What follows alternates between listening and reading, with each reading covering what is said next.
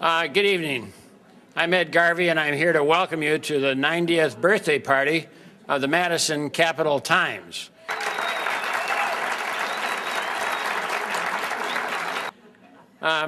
When you think of the Cap Times, I think of you, and I think of Miles McMillan, I think of Elliot Marinus, I think of a lot of different people, John Patrick Hunter, and all sorts of good people who have made this a wonderful newspaper. I can't think of anyone who deserves our accolades more than the spirit of this community and of the progressive spirit itself, Dave Zwiefel. David.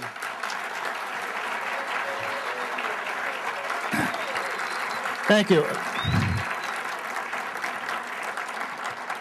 No, I'm really not 90 years old. In short, the battles continue, and the issues that convinced William T. Evu to found his own newspaper still exist 90 years later.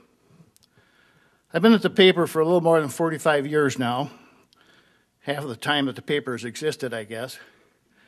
Like many kids who grew up in rural Wisconsin, particularly here in southern Wisconsin, the Cap Times and Mr. Evu were our heroes.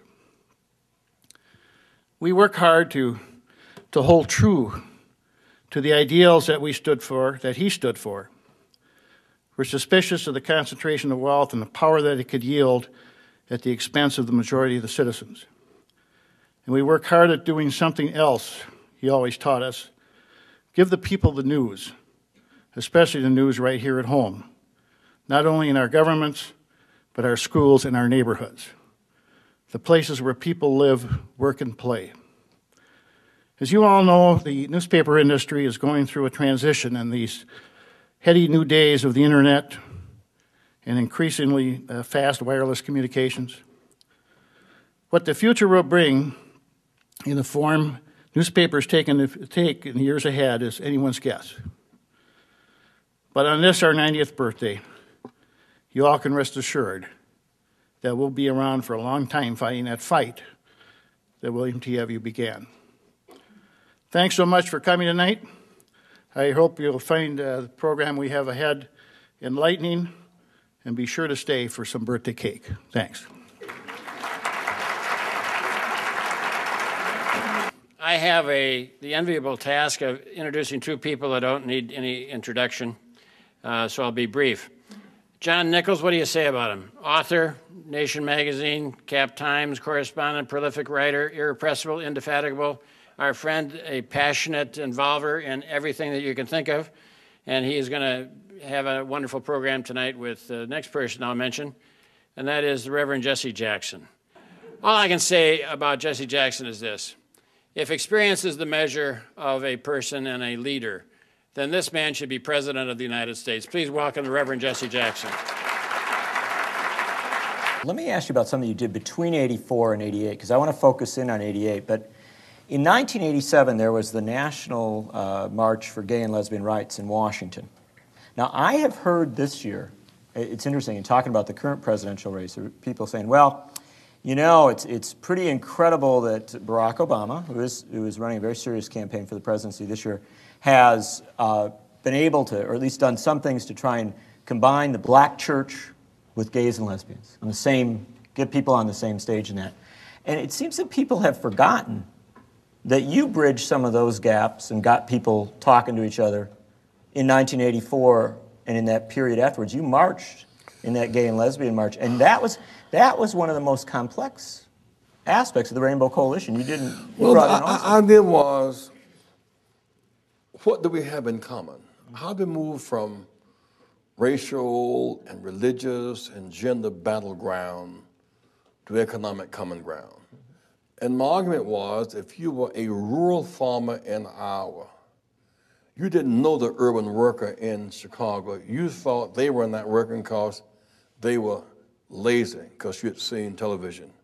They thought you were getting farm subsidy because you wanted to milk the government too. So you had these feelings about each other. You thought they didn't want to work, they thought you didn't want to farm. In fact, both of you wanted to do it, but you were being squeezed out by bigger forces. And so it became, our argument was, if the plant closes and globalizes capital without globalizing human rights and workers' rights, and jobs and capital leave, and drugs and guns come, and they turn the lights out, we all look amazing and assembled in the dark.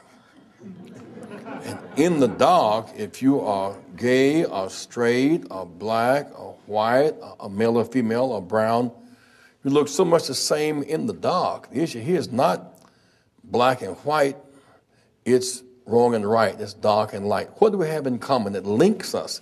And so we hammered away at the common issues that connected us, and so many church people began to affirm each other's humanity. My premise at that point was human rights for all human beings.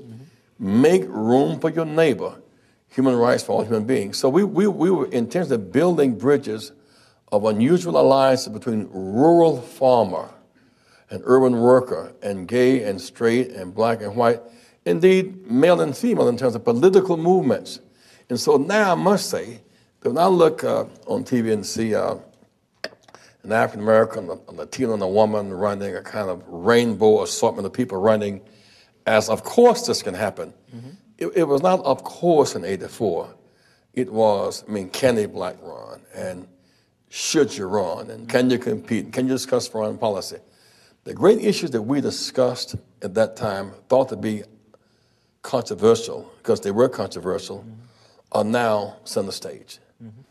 So when I raised the concern tonight, sisters and brothers, that there are 2.2 million households facing foreclosure and eviction, and if my house is in foreclosure, your house next door loses value. In Prince George's County, if the 13,000 homes are foreclosed and you lose $3 billion in value, then you can't pay teachers and policemen and firemen and public transportation. If the economy is in that kind of shape, I say go there. If tonight there are 2.2 million Americans in jail and 1 million of black men, we cannot take lightly what it means to have that many citizens of one constituency group in jail. There's some structural default here. And so I say let's do the right thing for the right reasons. We have every reason to be proud of our nation. But what makes our nation great is its people standing up. Dr. King would often say, what makes America great is not that we're always right. We have the right to fight for the right. We should never be guilty of the betrayal of silence. Speak up. Let them hear you. This land is our land. Thank you very much. Reverend Jesse Jackson.